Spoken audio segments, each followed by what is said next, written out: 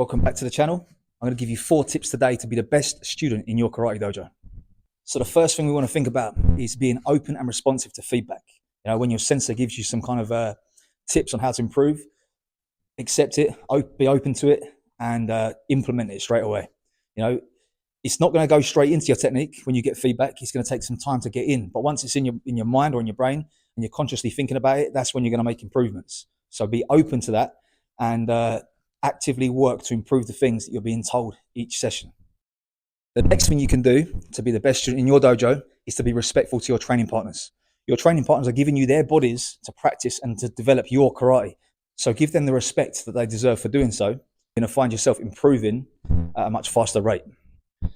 You don't want to be the one who no one wants to pair up with because they are too rough or not sort of doing as they're told in the exercise.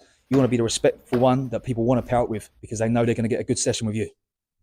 The next thing you can do is to make sure you practice away from the dojo. So this kind of goes back to point number 1.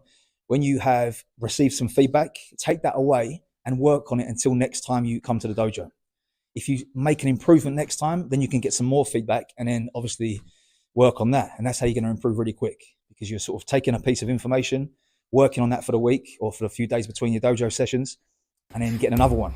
You know, if you do that every week for a year, you're going to get 52 things that you're going to improve over that year. You know, you take one thing, improve that. Next week, you get another. That's 52 pieces of information that's going to improve your karate over 1 year.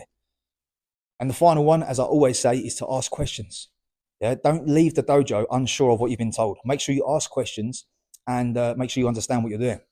Also, ask yourself questions. Why are you doing certain things?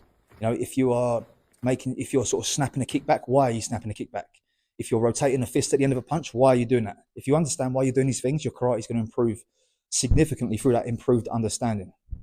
Don't just blindly follow orders and leave the dojo, you know, no wiser to what you've been doing.